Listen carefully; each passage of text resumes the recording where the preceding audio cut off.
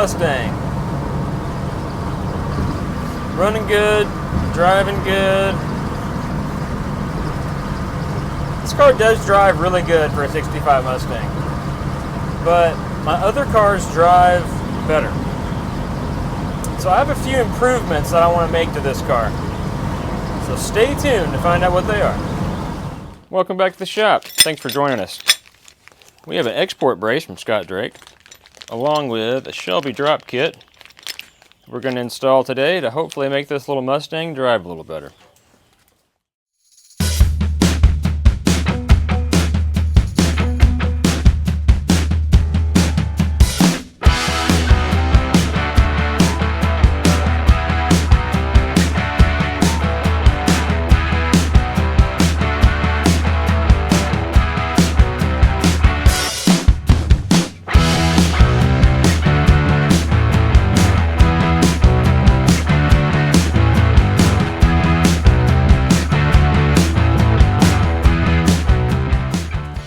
Alright, it's time to take the shocks out and remove the coil springs.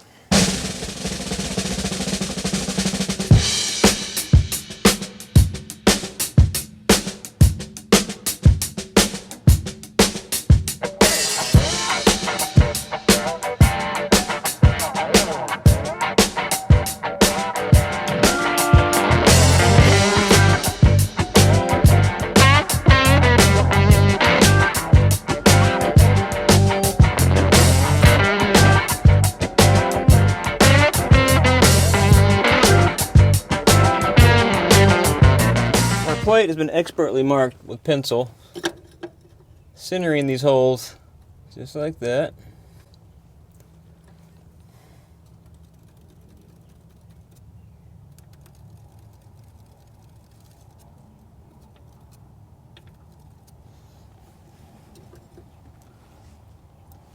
Now those are visible and they're perfectly in line according to that bracket.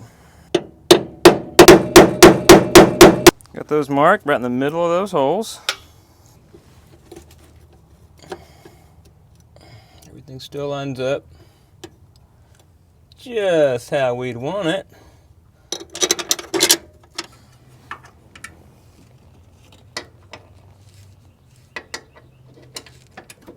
I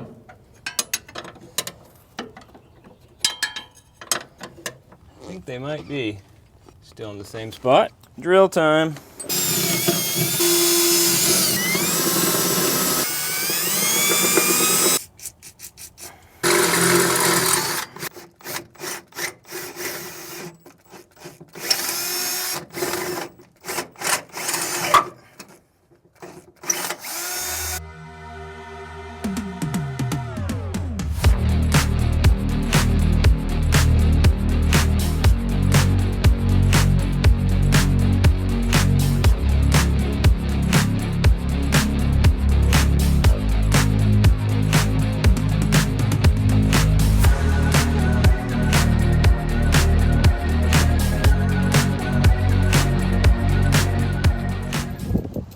It's been a few days.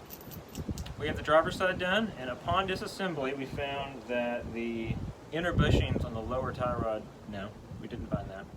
The inner bushings on the lower control arms were bad, and the ball joints were good. I thought about just replacing the inner bushings, but I kind of like the idea of buying some fresh new painted ones. So we did. And because the shocks weren't super great, I got some new shocks too, which I went pretty expensive, and I hope maybe that they'll actually work and it'll drive really good. I've heard really good reviews on them. So we're going to knock out the passenger side and then move on to all the fun other stuff. So this shock tunnel's been drilled. Boop, boop. And I've cleaned up the shock tower, inspected for cracks, cleaned it all up. I'm going to throw a little paint on here and then we'll get to reassembling.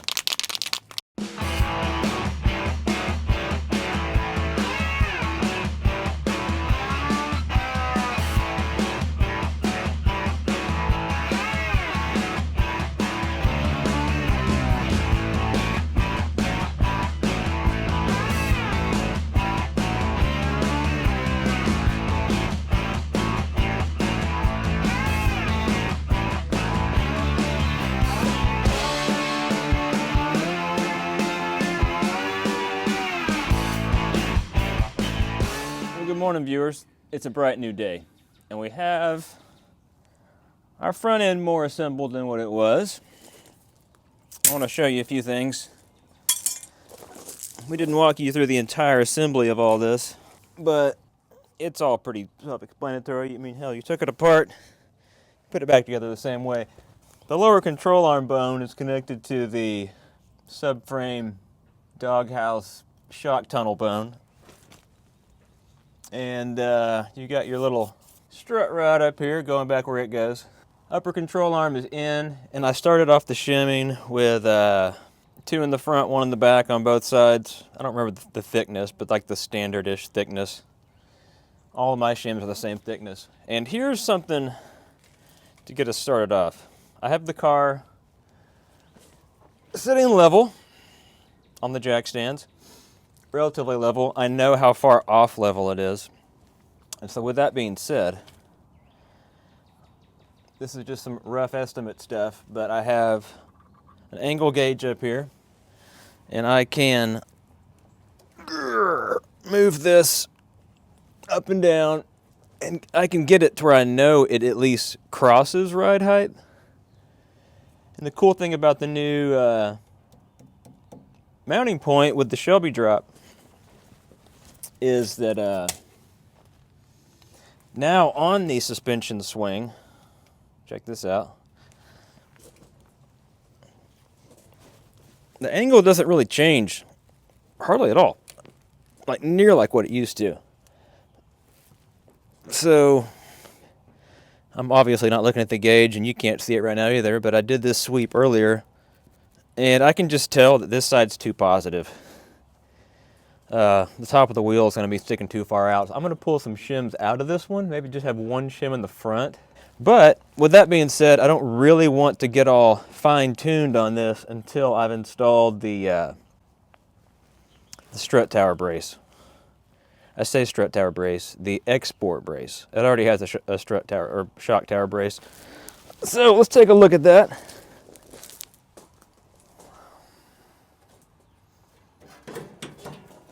This will be fun to do with one hand. Okay, hang on. Okay. We have a shock tower brace, and we've had one.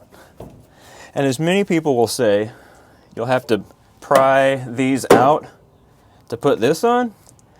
I somehow luckily didn't have to. This was a really, really solid old Survivor car. And I had this on a previous car, and I did have to pry the shock towers out. But this car, it just dropped right in, which shows maybe some lighter use throughout its years. But this is the brace we're going to put on today. This one right back here, it's just sitting there. So I'm gonna get that all on, and that will further confirm the position. And I say confirm, it will get the shock towers positioned exactly where they're going to be, which it probably won't even move anything since this is already here, but it'll at least have it where it's going to end up being, and then we can start doing our shimming and our aligning.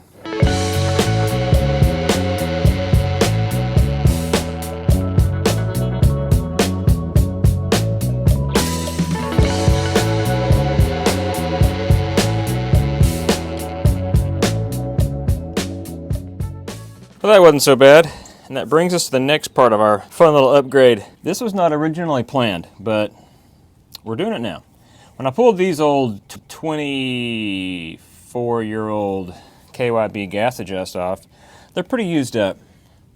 And if you want your car to handle right, you don't need shocks that are all used up. I'll hang on to these if I come across another old Mustang that has super terrible shocks, because these aren't completely useless, but they're no longer pressurized.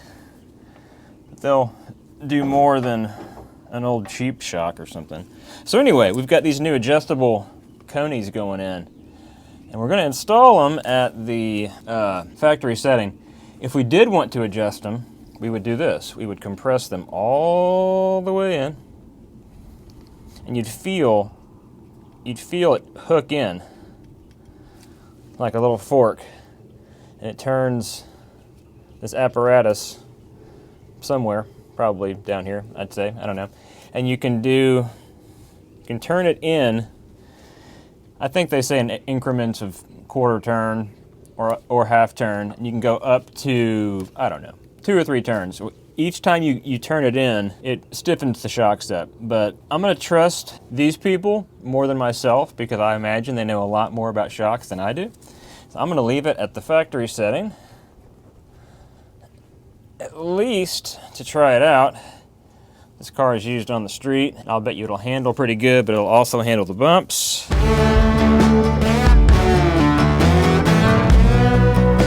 In the spirit of being remotely useful with this video, there's this ring that goes around the top of your coil spring, and there is a rhyme or reason for its orientation. You orient it where these tabs are in line with these bolts. Cool little stuff like that. Back to the time-lapse install. The front end is reassembled minus the sway bar end links, and we haven't tightened the lower control arms yet. We're gonna put the wheels on, put the whole car up on ramps in the front, get it at ride height, bounce it a little bit, and then we're gonna tighten the lower control arms and the sway bar links. So, here we go.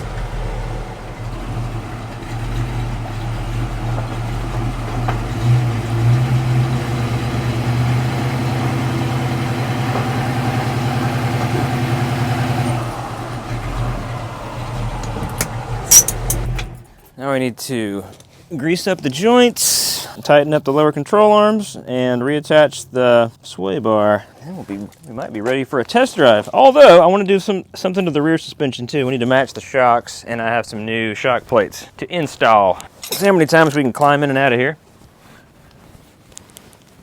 I can already think of the other things I need to grab. It means I'll probably be in and out of here a couple times. 15 socket, 15 wrench. I'll need a grease gun. Let's try to knock it all out with maybe 2 visits under here. Okay.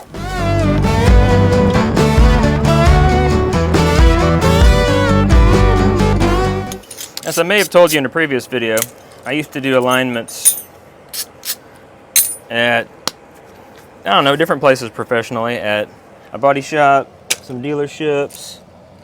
I didn't bring my jacket back. Okay. And with that being said, I've used the machines. I've used all different kinds of machines. The drive-on ones, the floor plates, all that stuff. And I was always really concerned about making everything super precise. And everything was perfect. Like, you get the machine calibrated, and you have the rack calibrated where you know everything's perfectly level and all this fun stuff. And then take your time to get the numbers exactly where you want them. Well then, along with that, I did a lot of suspension repair. Obviously, if you're a suspension front end guy doing alignments, you do a lot of suspension repair, and a lot of times you want to set things up close before you get it on the alignment rack, just because you're already there. Why not adjust it where you think it needs to be? So, you know, years and years of doing that. And then there came the times where I would be at home and I would replace control arms or struts or do something where I needed to mess with the alignment settings, and I would get out a tape measure and a level. The only 2 things I would get that were really special, mainly just a tape measure, and I would try to pre-align my car or truck or whatever I was working on before I drove 50 miles to the shop where I worked so I could put it on the alignment rack. Well, the first time I did that, I set the toe with a tape measure, and I want to say that I did it a 1/16 of a turn 1/16 of an inch towed in. And I pretty well guesstimated and used my angle gauge on the camber. And with caster, I always just do as much as I possibly can with the amount of camber that's available. So I'll say that again. I give it as much caster as I can with as much camber as what's available. So you can only give it so much on old cars like this, which a lot of times ends up with almost none. And newer, later model stuff, you can get, like, there's a lot of Mercedes that run like 12 degrees of caster, a lot. So anyway, I would adjust my toe. And the first time I did that, I got to the shop and I put it all on the alignment rack and I got it all, I did my caster swings and all that, and it was perfect. The toe was perfect, everything was perfect. And then I started to realize that these little measuring devices and our gauges at home aren't that bad. So that happened several more times where I would do an alignment at home after I replaced something. Or I would even just notice I had weird tire wear on a car that I didn't align. And so I would adjust those at home and then take them up there and check them, and they were perfect. I mean, I'm talking, didn't have to adjust the toe because it was exactly where I wanted it. So I have a lot of faith in the old at-home method. It might drive you a little bit nuts at first because you're worried about what the numbers are and you can't see them because there's no screen, but you'll be pretty surprised at your results. And you don't even have to worry about having the ground that level or all those kinds of things. You want the ground level if you're measuring your camber, but even if it's not perfectly level, you can, and of course in old cars you can only get it as close as you can get it anyway, really. But that was kind of a long drawn out explanation on setting the toe. What we're about to do, actually, it looks to me like it is towed way in at the moment.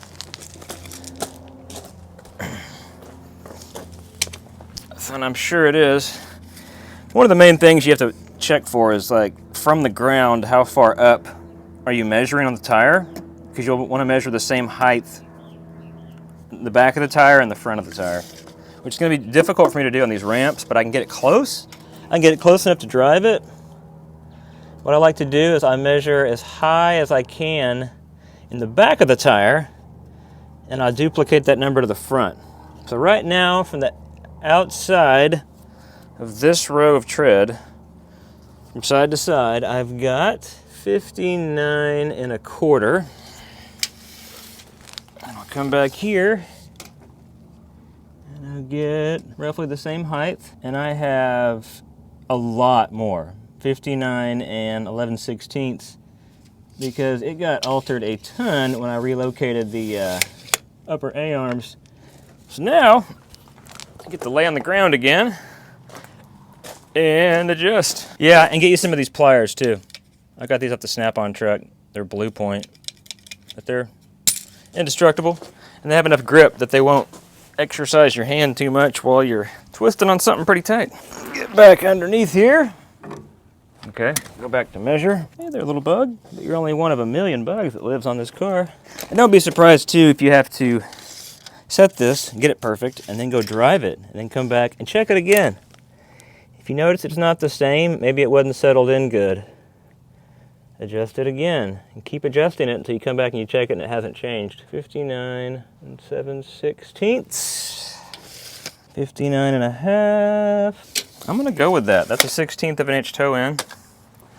One other thing to note is when you get new tires and or when you get a fresh new alignment, a lot of times they don't drive real good right at first. You have to drive them for a while. Let your tires wear in. Let your tires wear in both of those instances. Let your tires wear into being new on the car and let them wear into just new alignment settings. You'd be surprised how much of a difference that really does make. And I like to make sure these are nice and tight. Don't want those coming loose. 70 miles an hour might be enough to ruin your day. All those snug down, glance everything over, kind of make sure maybe I got it all tight and put on and installed properly. I think we're good. Get back here, bounce it up and down again, measure it again. Doesn't bounce much now that everything's tightened up. 59 7/16, 59 and a half. One other fun trick is I'll measure that again once I'm on flat ground.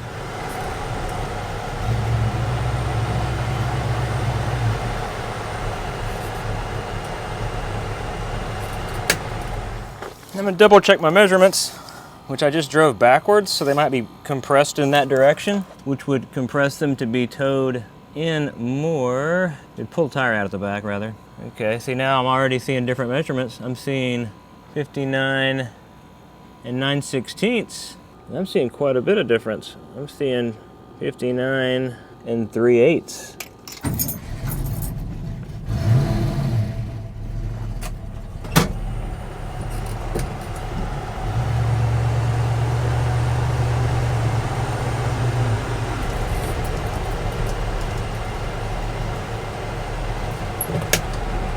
So we've driven this thing in forward now instead of after driving it backwards. So now the wheels will be compressed in whatever direction they are while you're driving. Just a shade under 60. 59 and 15/16. And yeah, 59 and 9/16. So we're gonna tow her in again. Do some more adjusting.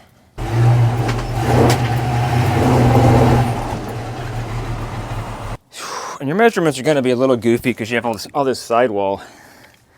If it's very far out at all, it's going to move that much more when you drive it forward, towed in too much, or drive it forward, towed out too much. It's going to spread the tread of the tire out, or it's going to bring it in closer together. And all that stuff will iron out a lot once you get it close. So yeah, now we're back at 59 and 5/8, 59 11/16, which in theory, that's perfect.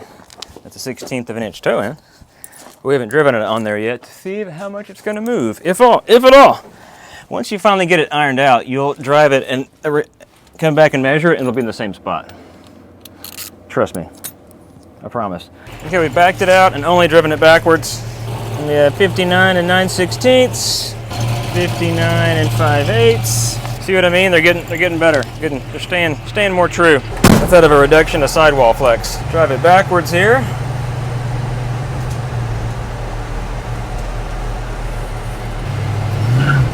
Drive it forwards here.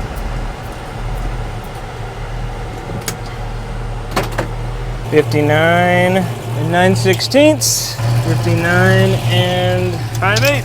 So yeah, that measured the same after driving it backwards and driving it forwards. Okay, off we go on the real-time test drive. Got my non-refrigerated air blowing in my face. Feels pretty good.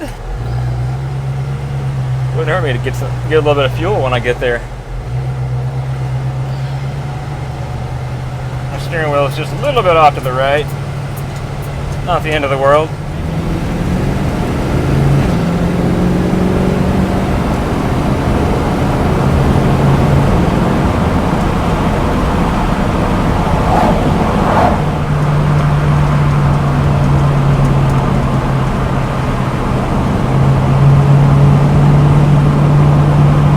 Suicidal birds.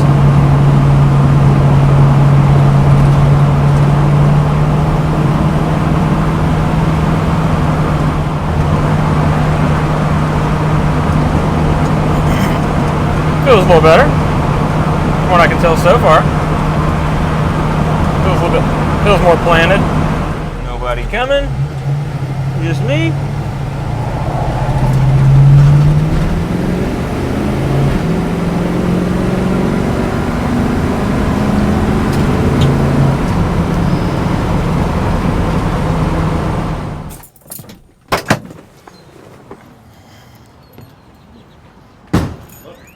Thanks, man. 59 and 9/16. 59, 5/8. Now let's get out of here.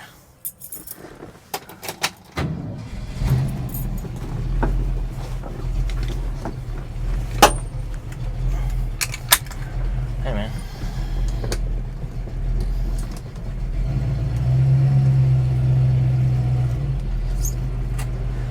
The air blowing in my face again. Nice long wheelbase two-door Jeep. does feel more planted. Not that I've like hit it around the racetrack or anything, but it does feel better. Drives real good. No hands on the wheel. Doesn't go anywhere. Just goes straight. I thought a lot of my handling ailments were my 14-inch tires instead of 15s, because that made it quite a bit worse when I did that. Now I'll put 15s back on it now. It really handle good. Well, we got the front all sorted out. Now we want to put the new shocks and shock plates in the rear here.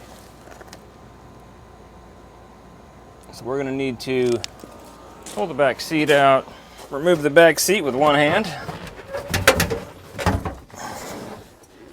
Hey, look at that. My trunk full of junk.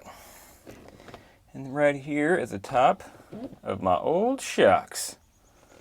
So as you can see, those nuts on top of there, I'm going to break those loose. That's what you do on the top side. I ordered these spring plates so long ago, they've become a permanent fixture in my shop. I even hung my phone cord through here when it wasn't hooked up to my phone in the shop. So I'm really excited to get these off the shelf and mounted back here. So this one will be starboard side over there. Then we got the port side over here. Let's get that knocked out.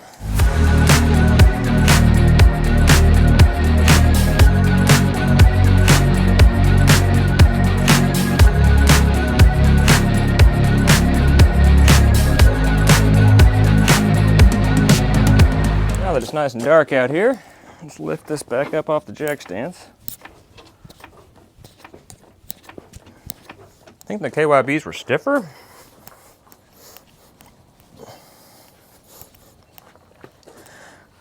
But we don't necessarily always want stiffer. And I've heard great things about these Konis, and I've heard they're not harsh. They're just good. So we'll stick with good over harsh. Get the stickers for our toolbox and take this for a drive.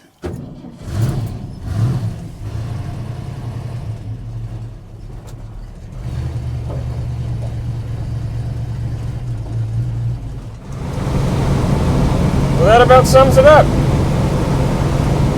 We have all the new front suspension stuff on, the Shelby drop, the new lower control arms. We have new Koni shocks, front and rear, and the new shock plates in the rear. We have the tow set, with the steering wheel straight. It seems to track straight. So please like and subscribe, and we'll see you on the next one.